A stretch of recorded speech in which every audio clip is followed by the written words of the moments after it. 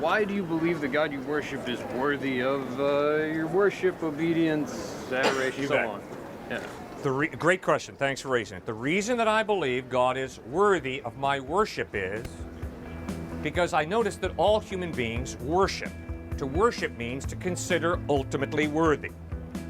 To consider ultimately worthy is to worship. Sorry, when you say ultimately, you mean more worthy than anything else? Correct. I might have to... How do you define worship? You define worship. Oh, no, actually, that's not bad. What I would take issue with is that all humans do that.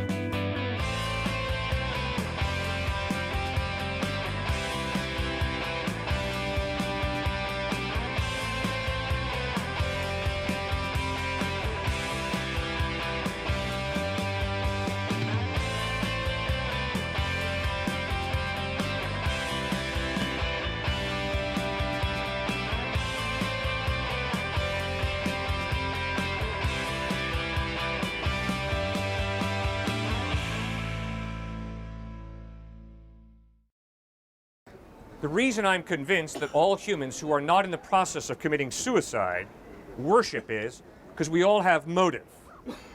We all are living for someone or something that none of us can prove is true. So we all have motive.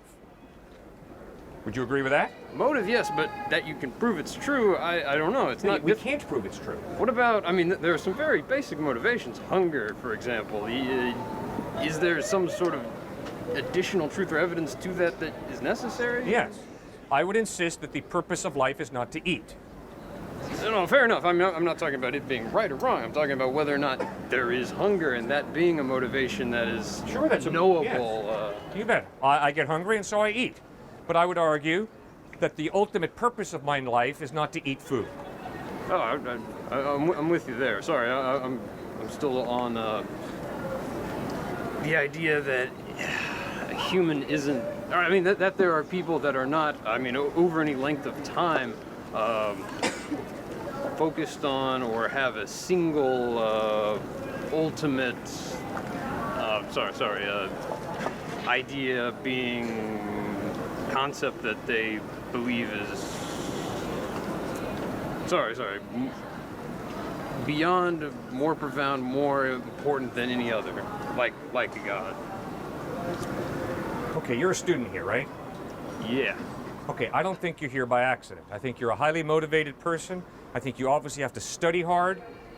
I think you have to choose not to be lazy, but to work. So you have motive, right? I think everybody has motive. Otherwise, we're back home committing suicide. Something drives us through life. We have a motive. Well, I mean, motive to suicide, too. Yeah, sure, absolutely. Okay, so the question then is, what am I living for, is most easily answered when you just look within yourself and ask yourself, what are my main motives in life? What am I living for? Now, some of us live to make money. We have concluded that the perks of making money are so fun, provide so much comfort, that we are going to live for the purpose of amassing wealth. That is a materialist.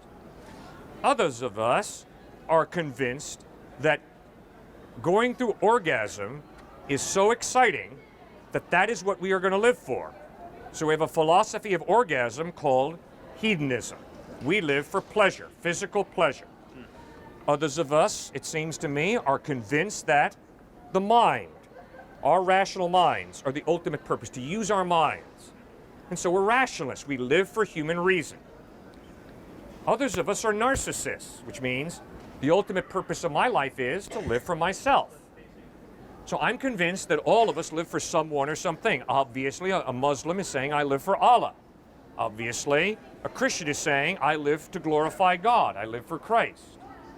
So I'm standing here saying the evidence that supports Christ as being the most reliable object of your trust is strong. I think it's stronger than any other option.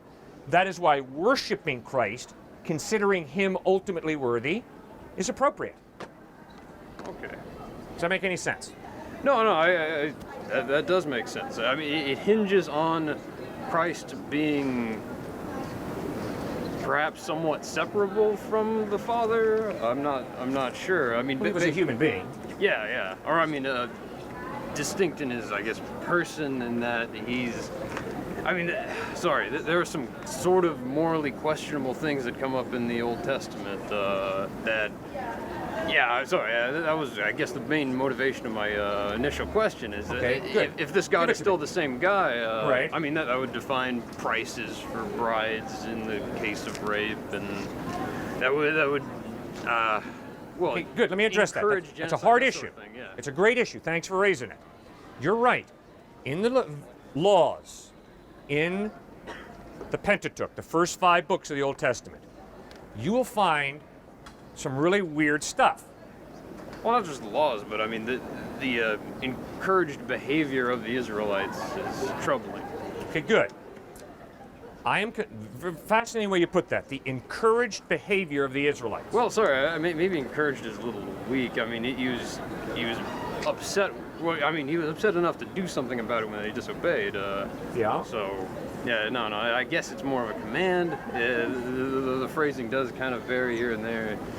His commands are more obvious after the fact, after they've been broken. Well, I like your choice of words. And I think Jesus validates what we're talking about. In Matthew chapter 19, he refers to some of those rules. And he takes one of them, which is Moses permitted people, men, to write a certificate of divorce and divorce their wives. And Jesus says it was not this way from the beginning. For from the beginning, God created them male and female and said, for this reason, a man shall leave his father and mother. In other words, in Genesis 1 and 2, you have the ideal. In Exodus 21 and following, in Leviticus, Numbers, and Deuteronomy, you have God working with people who have hard hearts. And because they have hard hearts, he begins to tighten the noose on slavery, polygamy, whooping up on your neighbor, ignoring the orphan and the widow. And he begins to say, I'm sorry, polygamy is not right, slavery is not right, but he does it in a gradual way, a progressive way. So, what you got to learn to remember is the Mosaic legislation, which was for the theocracy of Israel, is different from the moral law. And Jesus clearly says it in Matthew 19. The reason Moses permitted you to divorce your wives is not because that was God's intent from the beginning. Go back to Genesis 1 and 2, and God's intent in the beginning is not that a man and a woman whoop up on each other and then get a divorce. It's instead that they be committed to each other, but because of the hardness of your hearts, God allowed you to write a certificate of divorce and then divorce your wife. Does that make any sense? I think so. I imagine God not, I mean, when he was writing a book like that, he would perhaps also have a more practical guide for the times, but there might also be a thing that's a little bit more unchanging, a little bit more absolute, that it should not be unclear that certain things are wrong or unacceptable. The best example is the violence, but those laws aren't bad either. That if he ever said those things, that he should have said, this is definitely not right, this is just kind of a stopgap measure that I'm using right now, but let's put a sunset limit on it in a few centuries or something. It's not written that way, and it's either, it seems to me, either a little reckless or incorrect, one of the two.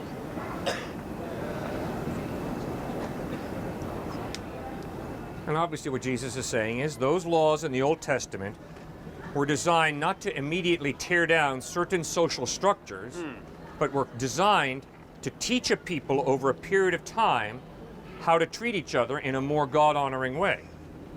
And so just Jesus says in Matthew 19, because of the hardness of your hearts, God is patient with you, allowing for divorce, even though that is not his will, that you divorce your spouse. Right. And he's doing that with polygamy. He's doing that with slavery. Wouldn't it have been not necessarily easier, but more morally consistent to just make it clear from the get-go? Say the same thing the entire time, that slavery is just, that's not okay. Yep. I mean, why would it ever change if we're dealing with the moral lawgiver of the universe? You bet. We have it in the beginning. Genesis 1 and 2 teaches that human beings are created in the image of God. That marriage is to be between one man and one woman. But we human beings get so stubborn that we enslave others, we can get into polygamy, we get into sexism, and the Bible records a ton of sexism. But it's not that way from the beginning. From the beginning... No, there's a sine curve to it, yeah. Yeah, there's a big plunge, right? It's called the fall. It's when man and woman rebel against God. That's where the train gets off the track. That's where things go south real fast. Now, the rest of the Bible is God pulling people out of that vortex they've gotten caught into, saving them, beginning to transform them and change them. For instance, me. I wish I could stand here and say I'm a perfect moral specimen. I'd be lying through my teeth, wouldn't I? Naturally. Good, I'm glad you agree. You're absolutely right. Not you You're right. Okay, I'm a follower of Christ. He's forgiven me for my sin, but I still have some bad habits, and Christ is still in the process of changing me. But it's a slow process.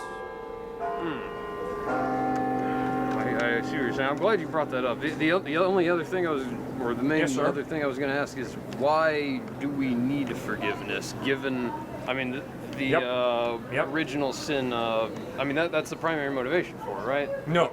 Oh. That's a great question you ask. Okay. All right. If I haul back and punch his lights out, I have to ask him for forgiveness because I denigrated him, but I also have to ask God forgiveness. Why? Because it's God who gave me a hand, and it's God who gave him worth. And when I take this hand, roll it into a fist, and punch his lights out, I am violating the purpose for which God gave me this hand. I am violating his value and worth as a human being, and I'm basically saying, God, when you made him, lousy job. And that's all wrong. Desperately wrong. That is why I have to ask him to forgive me, and I got to ask God to forgive me. Okay. Presuming, that God has a certain amount of, I don't know a good word other than ownership rights over us. Very well put. Does God have ownership rights over us? I mean, that seems to be you're violating his property rights by misusing, two objects of his. Good word picture. I like it. All right. And you see, that's fundamentally my problem with God.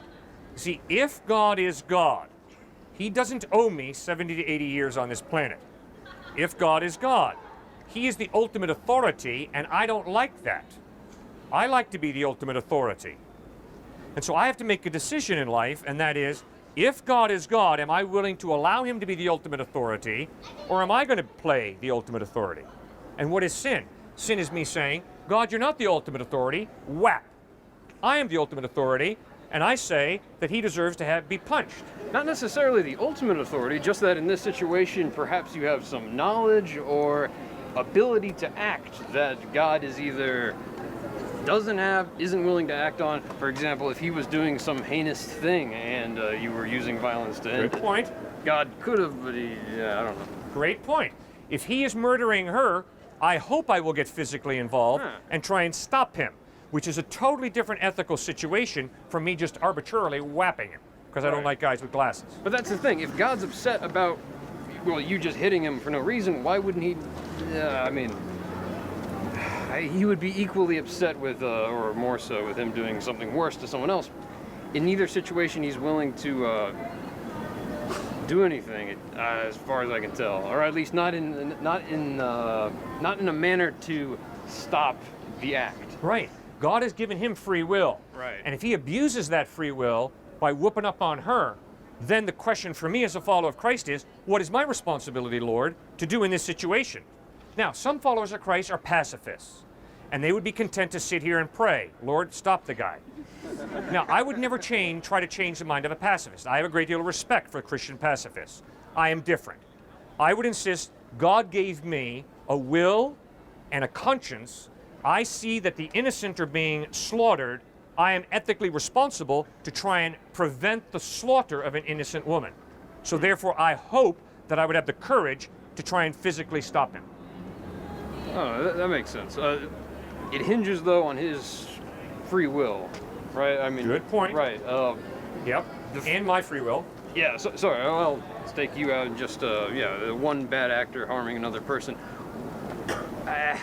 It seems as if the free will of the bad actor is as important to God as the free will of the person being harmed. Exactly. That is why very good. That is why there will be a day of judgment. That is why there will be a heaven and a hell. Because God takes seriously him whooping up on her. If he's going to, wouldn't it not be preferable to interfere with the act, interfering with his free will, but as a result, decreasing both the amount of punishment necessary in the long run and the amount of harm done to the innocent? Great question. I love your line of thinking.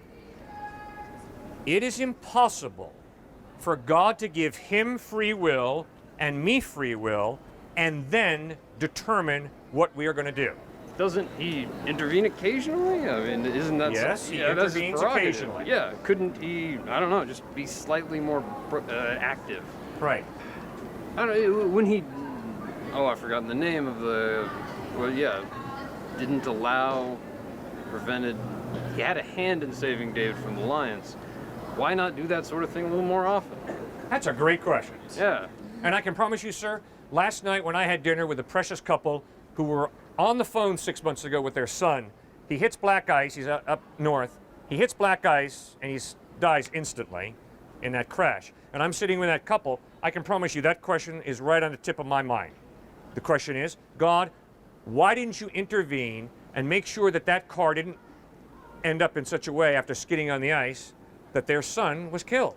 Yeah, That's a very hard question, very good question. I mean, there's not just those individual incidents. There are passive things like the existence of malarial mosquitoes, things like that. I mean, they don't seem extremely necessary or They're not, you bet. important. Good. It seems that if I had the option, I don't need to create a perfect utopia, but I could, do something along those lines. Good. Yeah. Okay, the reason I like your thinking is you're getting right to the fundamental issues. Genesis chapter 1 and 2 teach God created this and God saw that it was good. God created that and God saw that it was good. The initial creation is really, really good. No malaria, no cancer, really good. But Genesis chapter 3 records how when human beings rebel against God and tell God, get out, God partially honors our request, takes a step back, and chaos erupts, genetic breakdown occurs, death occurs. Isn't that maybe a different understanding of it, but that was a curse, right? That was it wasn't a result of God's absence. He was punishing humanity for their disobedience, right? Well, but wait a second. Adam and Eve choose to tell God, to use their free will, to tell God, get out. Yeah, I was gonna say. I mean, they didn't. I mean, you disobeyed him. Yeah, they disobeyed him, and in the context of the disobedience is it's true that they. I mean, it was kind of complicated because, the serpent told them technically the truth that God wouldn't kill, this fruit wouldn't kill them. It would give them this knowledge that. I mean, in the absence of it contradicting God's order, it doesn't seem like a bad thing at all, having knowledge of good and evil. This university is really evil. The way it bounces certain people out because they flunked their exams. Isn't that insensitive and mean of them? Depends on the exam. No, civil engineering, you need to flunk if it's art history. This university is not kicking people out because they flunk. Instead, it's a clear understanding, if you don't pass your courses, you will flunk out of here. Right. Now, what did Adam and Eve do? Adam and Eve took the beautiful gifts that God had given them, and they believed Satan's lie. God's a Scrooge. He's out to rip you off. The reason he says, don't eat of the fruit of the tree of the knowledge of good and evil is because he doesn't want you to be like him, be like God. Yeah. So you see, guys, basically it's moral relativism that Satan is tempting Adam and Eve with. He's saying, don't obey God, you know that you are not convinced he's good, and I'm placing that doubt in your mind that God is really good. He's really a Scrooge. He's really rather warped. So disobey him. In other words, get him away. Don't submit to him. Don't respond to his authority in a humble way. Instead, do your own thing. I mean, doesn't that make a lot of sense in their context? They don't know what good and evil is, for one, but also they don't, I mean, they're extremely naive. No, sir, they knew what good and evil was. They did? Yeah. The sin that Adam and Eve committed was not gaining more knowledge. No, it was disobedience. Right, but what was the temptation? The temptation was not,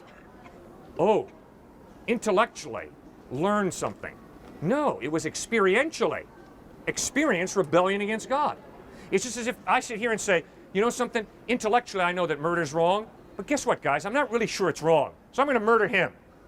Bathe my hands in his blood, so that then I can turn to you and say, oh, now I know that murder's wrong. Adam and Eve had rational minds, they had consciences, but what they chose to do was to rebel against God. The only knowledge they gained was experiential knowledge of evil. They knew before that what good and evil was.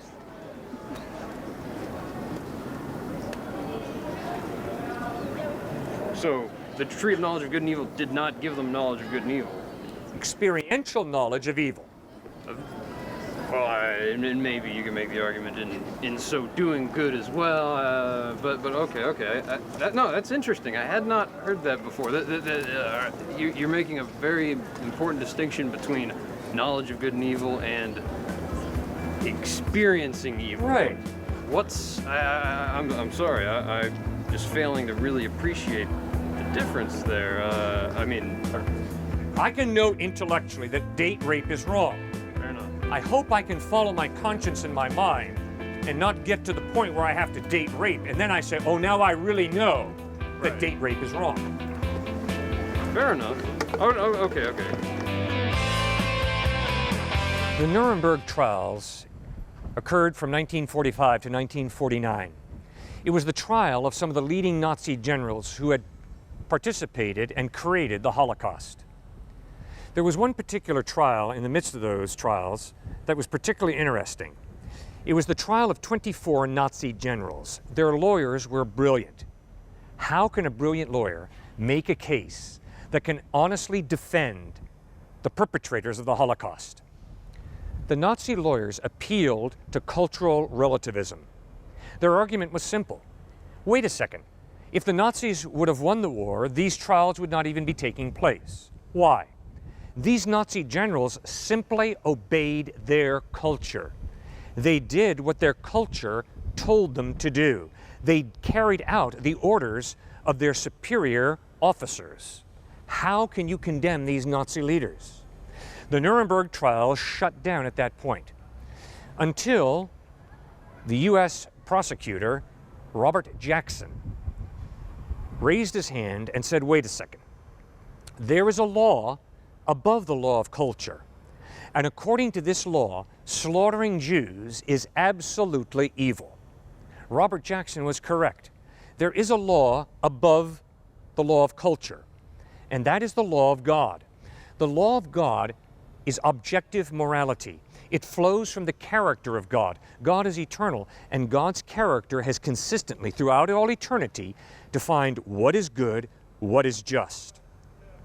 We see a reflection of the just character of God in the Ten Commandments. The first four commandments talk about how God created us to respond to Him. The first commandment says, I am the Lord your God, who brought you out of Egypt, out of the land of slavery. You will have no other gods before me. In other words, God is saying to you and to me, I find you irreplaceable. I know you by name. I have a special love and care for you. Pay me the compliment in return. Find me irreplaceable, know me by name, and have a special love and care for me. Because guess what? That's the only way we're going to have a relationship. The first thing about a love relationship is exclusivity, uniqueness. The biggest threat to a marriage is a rival. If a rival enters the scene, that marriage commitment is threatened. God created you and me to relate uniquely to Him, not to the idea of God, but to the personal God who loves you and who loves me. The Ten Commandments in Exodus chapter 20 define what it means to love God and what it means to love people. The fourth commandment says, don't get lost in the rat race. Set aside a day, Sabbath, to worship me, the living God. In other words, I'm a personal God. I created you to work, and you better work 6 days, because work is part of the purpose for which I created you. But you're to set one day aside to focus on your relationship with me. Do you understand that true Christianity is all about a relationship, a spiritual relationship with the living God? The third commandment is fascinating. I'm the Lord your God. Don't abuse my name. In other words, one of the ways that you and I show respect for God, awe for God, is to not banter his name about as a swear word. Instead, we're to speak to God respectfully. Why? Because he's God. Why? Because he loves you and me. And the amazing revelation of the Bible is that this God, who's the true living God, who wants you and me to set one day aside to worship him, who calls you and me to respectfully use his name, this God has gotten separated from us. We've sinned. We've rebelled against God. We've broken the relationship. But he became man in Jesus Christ. He bled and died on a cross to forgive us for alienating ourselves from God by rebelling against him. And the simple question is, are you and I going to respond to God's overture of love? Are you and I going to respond to Jesus Christ by humbly asking him for forgiveness, by putting our faith in him, and by receiving from him the gift of eternal life? He offers that to you right now as a gift. How will you respond to his gift? How you will respond to his love? How will you respond to Jesus Christ? I encourage you with everything in me. Put your faith in him. Commit your life to him.